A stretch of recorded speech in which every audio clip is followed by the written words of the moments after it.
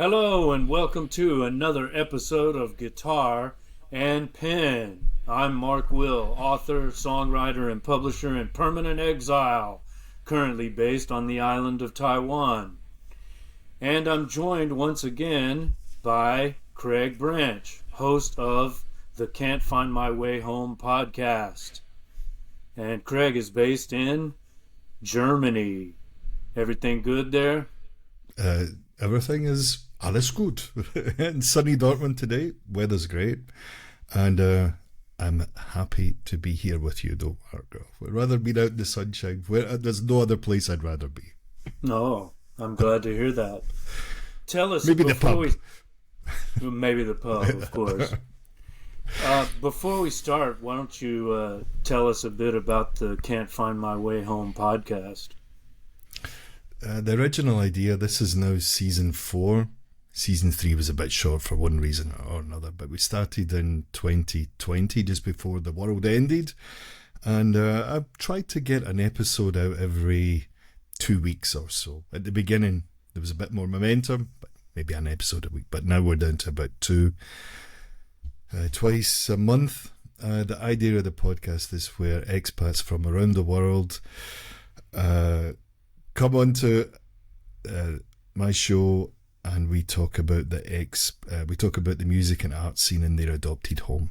So, for example, like yourself living in Taiwan, we might talk about your musical projects or some other artistic endeavours that you might have, and then we talk about that. Maybe we talk about your expat journey, and we just go from there. Okay, and everyone can find that wherever podcasts are available, right? Indeed, and of course, don't get us mixed up with the other Can't Find My Way Home, the one that it's kind of kindly named after, the other song. They have slightly more views and likes than us. Okay. Oh, we'll try to correct that. Oh okay, no, it's just I mean the song, you know. Oh, okay. Well, make sure you click on the right one, people. All right, well, for this episode, we're going to look at a single song. This is a Pete Townshend song. Pete Townshend, of course, is the main songwriter for the great British band The Who. And the song is somewhat obscure. It's from the 1978 Who Are You album. And the song is called Guitar and Pen. That sounds familiar. It's also the name of this podcast. The first episode, Craig joined us for that one too. We did a review of the Smiths' third album, The Queen is Dead, called by some the greatest album of all time. We didn't necessarily concur with that, but we liked it. We enjoyed it. Absolutely.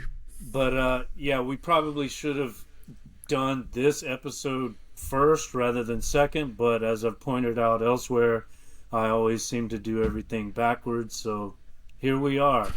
We're going to talk about Guitar and Pen on Guitar and Pen. How meta is that? Always ahead of the curve. Yeah. I try. Before we start, I want to throw this quote at you, and you tell me what you think of it. It's from the Japanese author Yukio Mishima, one of my favorites.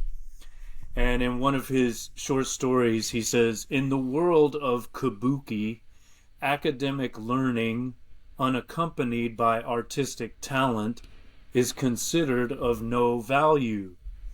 Now, of course, he's talking about kabuki, the Japanese theater genre, but I think this comment can apply to all of the arts, including music. So in other words, knowledge for its own sake is really not worth much, unless you're playing Trivial Pursuit or you happen to find yourself on a game show where that kind of information would be valuable. Like an old-fashioned pub quiz, perhaps, A pub quiz, yeah, might make you popular with the ladies if you can answer some questions. It was my forte at one point. Pointless trivia, but anyway. Well, but I think the point of the quote is that this knowledge, when we study whatever it is, whatever art form, um, the knowledge is most valuable when we can apply it to our creative endeavors. So when we study music, we review an album, or in today's case, a song.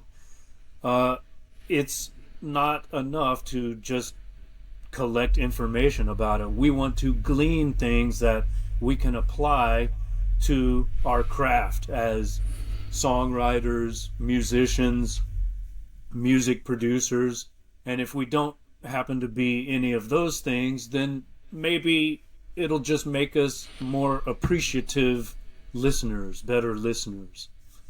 So that's kind of what I hope to focus on in this series of Guitar and Pen episodes, which, as I've said before, I call a songwriter's notebook. As a songwriter myself and a musician, when I'm exploring these topics, I'm always looking for things that will make my songwriting better, my musicianship better, my production abilities better. So I'll just preface everything with that. Before we talk about Guitar and Pen, which is, in my opinion, a songwriter's song. So I'm going to be approaching this from the perspective of a songwriter, since that's one of the things I am. So, when we're talking about songwriting, we have guitar and pen. Another way of saying that is music and lyrics, right? So I'd like to first focus on the lyrics, and then we can talk about the musical features of this song, and talk about the Who and the individual members of the band and so on. The production values of 1978, since that's the date this song was released. But let's first look at the lyrics. There's certain lyrics, certain lines in this song that I think are really indicative of the songwriter's, I don't know if I should say plight, but situation. Like it's really a great allegory of the songwriter's predicament or condition, the struggles of writing a song. And I think that begins with the very first line: you're alone. So songwriting is something that takes place in solitude. You have to, you could work with a collaborator, but I think Townshend, like me, typically works by himself. I know, like, for most of the Who's material, he would write the song and then present it to the group, and then they would learn it. And I'm sure that's what happened with this song from 1978, Guitar and Pen. The solitude, or rather solitude in general, or loneliness, or being the outsider, does seem to be a theme in Townshend's writing. And this is just another example of it. It's something that I think he's it's resonating with, and it's never really left him. Yeah, I'm trying to think of other Who songs like that. Maybe, the whole Tommy concept is about that. Quadrophenia. Yeah. It's all about wanting to be included in the group, but he still seems to be, on the periphery of things. I've seen in interviews, like, he talks about his position in the band. He saw himself as the serious songwriter, and the other three is kind of like thugs that just happen to play musical instruments. Especially, he talks about how Daltrey would kind of like protect him from bullies when they were younger.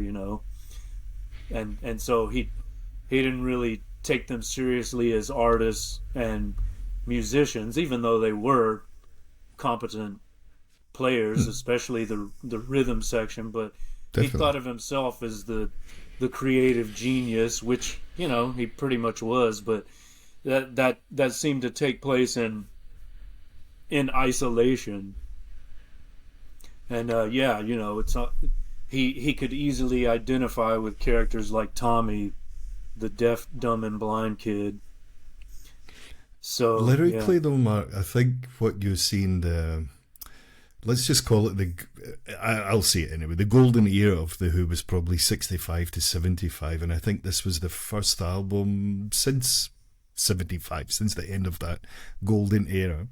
And maybe lyrically, the band had been a bit more less is more approach.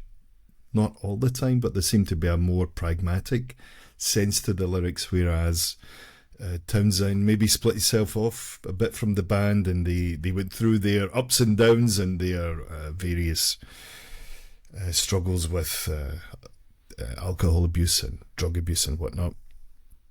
But he seemed to go in one direction, they went in the other, and lyrically, I think this was where he probably had more say in what was the output was, you know, lyrically or stylistically.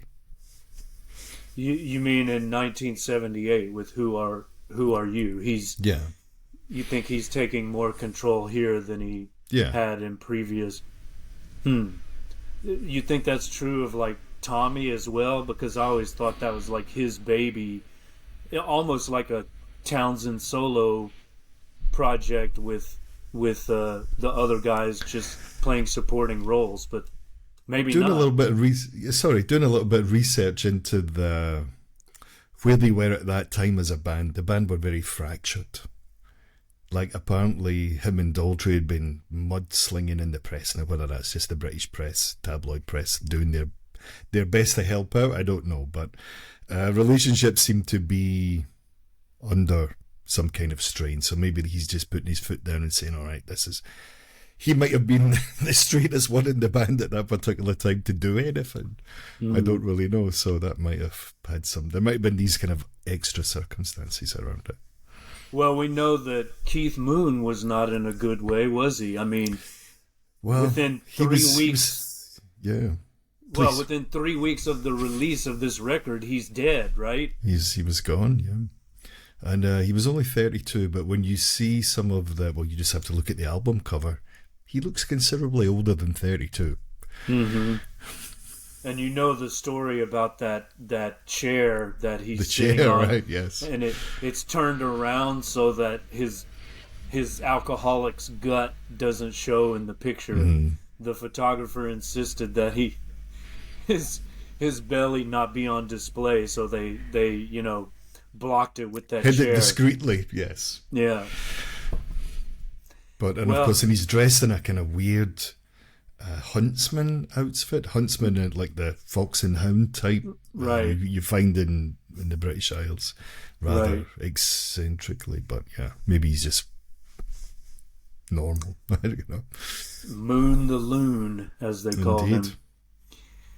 Yeah. Well, back to that topic of solitude. I'm just looking at some more lines that I highlighted in that first section. In your hand, you hold your only friend. Never spend your guitar or your pen. So again, it's like if we're thinking about it from the perspective of Townshend, the songwriter, he's got his group, he's got his gang, sort of like Morrissey with the Smiths. You know, Morrissey was kind of a loner too. Very much so. Yeah. Very much so. But he liked having a kind of gang, a band. But in the end, there's really only you and the blank page and the pen and your guitar. You've always got to go back to that solitude to, find the gold, as it were. You've got to face that solitude and the empty page to make something worthwhile to take back to the gang, to the group, so that you have something to play, something to make music with. You need a blueprint. You need a song that can be performed. Absolutely. The the other songs on the album, if we just kind of touch briefly on that, you see similarities in the. I know John Entwistle wrote either one or two of the songs on the album, but I think the majority is Townshend. Right. Words and words and music.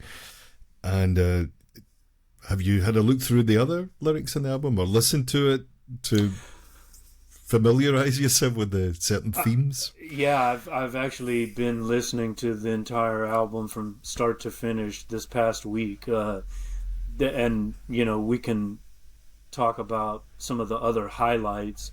I really like. I actually like New Song, the first track. I mean, it opens. One, yeah. Yeah, it opens with some really great guitar, but Trick of the Light is a great one.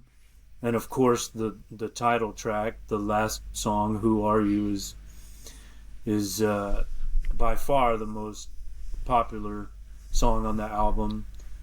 Sister Disco was a minor hit, I think.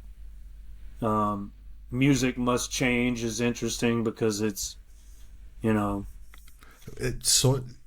sonically.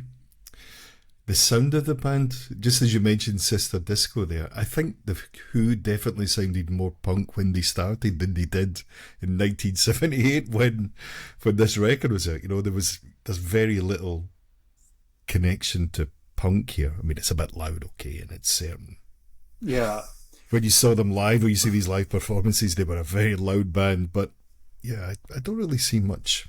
They changed. Well, there's a lot more emphasis on the keyboards, which definitely. I want to talk about a bit later. But yeah, it's interesting that at this time, '78. I mean, what's going on in British music? It's the punk explosion, the Sex Pistols. They hate the Who, right? or this the establishment. Yeah, they just right. No time for it. Yeah.